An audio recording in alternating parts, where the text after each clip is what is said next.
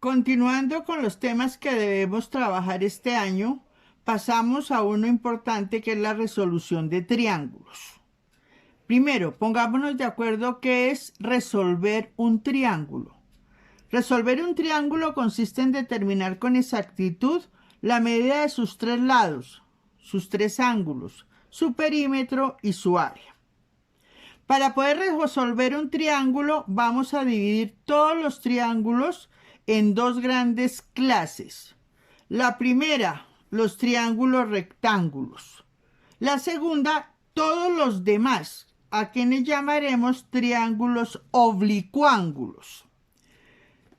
Resolución de triángulos rectángulos. Primero recordemos que es un triángulo rectángulo. En este caso tengo el triángulo rectángulo ABC, donde tengo un ángulo de 90 grados y dos ángulos agudos.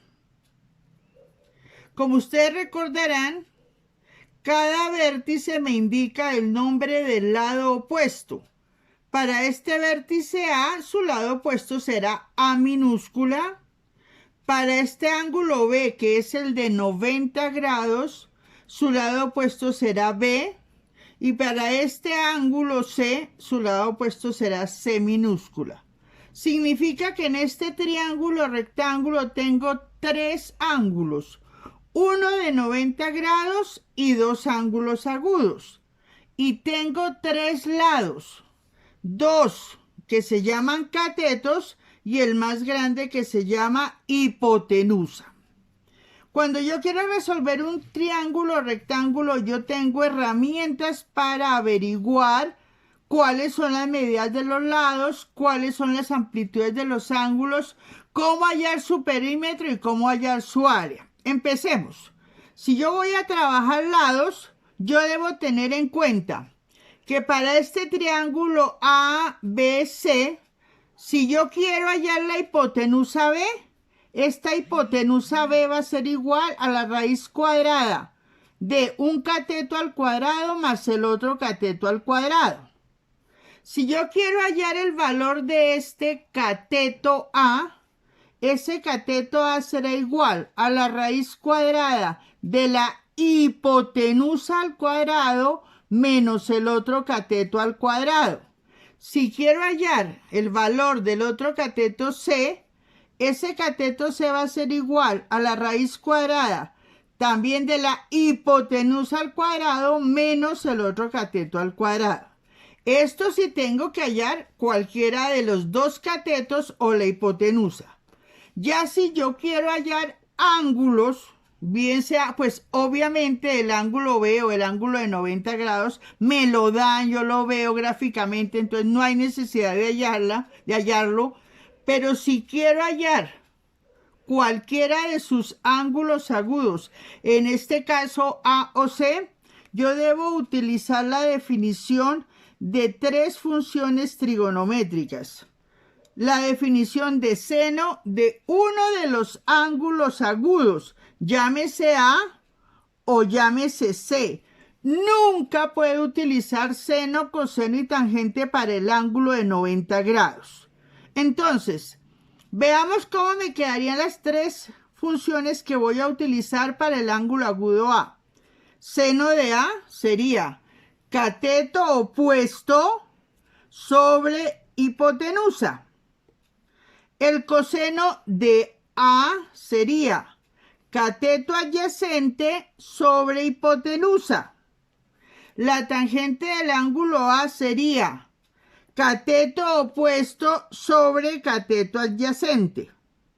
Ahora supongamos que usted conoce el ángulo A y obviamente lo que necesita es hallar el ángulo C, o conoce el ángulo C y necesita hallar el lado A o el lado B. Usted puede definir las funciones seno, coseno y tangente para el otro ángulo agudo, en este caso C, definiendo seno del ángulo C, en este caso C está aquí arriba, sería igual a cateto opuesto sobre hipotenusa. Coseno del ángulo C, aquí arriba, sería cateto adyacente sobre hipotenusa. Tangente del ángulo C sería cateto opuesto sobre cateto adyacente. Una cosa bien importante que usted debe recordar aquí, porque esto, sobre todo en el ICFES, le va a ahorrar mucho tiempo, es que en un triángulo rectángulo, la suma de los dos ángulos agudos siempre le va a dar 90 grados. Bueno, veamos cómo hallo el perímetro. Lo primero que yo tengo que saber son la medida de los tres lados y después la medida de sus tres ángulos. Si yo conozco la medida de los tres lados, recordemos que el perímetro es la suma de todos los lados de un polígono. En este caso, el polígono es un triángulo y tiene tres lados. Entonces, su perímetro será la longitud A más la longitud B más la longitud C.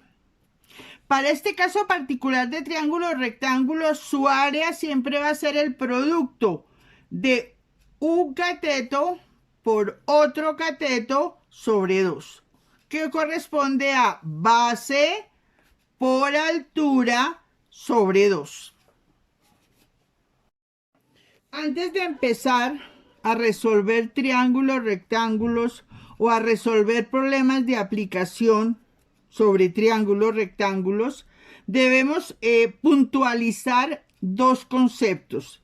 El concepto de lo que es un ángulo de elevación y el concepto de lo que es un ángulo de depresión. Para eso pongámonos en situación. Una persona, un observador, está al frente y va a mirar un punto que queda por encima de él. La línea imaginaria que va desde el observador hasta el punto observado la vamos a llamar visual. La línea que va desde el punto donde está el observador y es totalmente horizontal, por eso se llama así, la vamos a trazar con otro color para diferenciarlos. El ángulo que se forma entre la visual y la horizontal recibe el nombre de ángulo de elevación. Dicho de otra forma, este ángulo lo utilizo o lo hallo cuando el observador está al frente de uno y está mirando a un objeto que está más alto que él. Por eso decimos, aquí está definido lo que es la línea visual y la línea horizontal, que como les digo muchas veces en matemáticas es más fácil verlo y hacerlo que definirlo. Veamos qué es el ángulo de depresión. Al igual que el ángulo de elevación, yo debo contar con la horizontal, que sigue siendo la misma.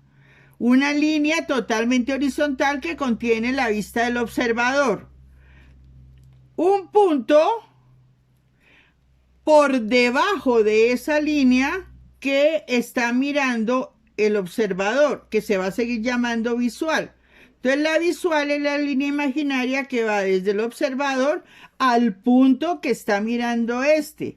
Solo que, caso contrario al ángulo de elevación, el observador está mirando hacia abajo, un punto que está por debajo de él. El ángulo formado por la horizontal y por la visual recibe el nombre de ángulo de depresión. Entonces, definimos. Ángulo de elevación es el ángulo formado entre la línea horizontal y la visual cuando el objeto observado se encuentra arriba del observador. Ángulo de depresión es el ángulo formado entre la visual y la horizontal cuando el objeto observado se encuentra abajo del observador.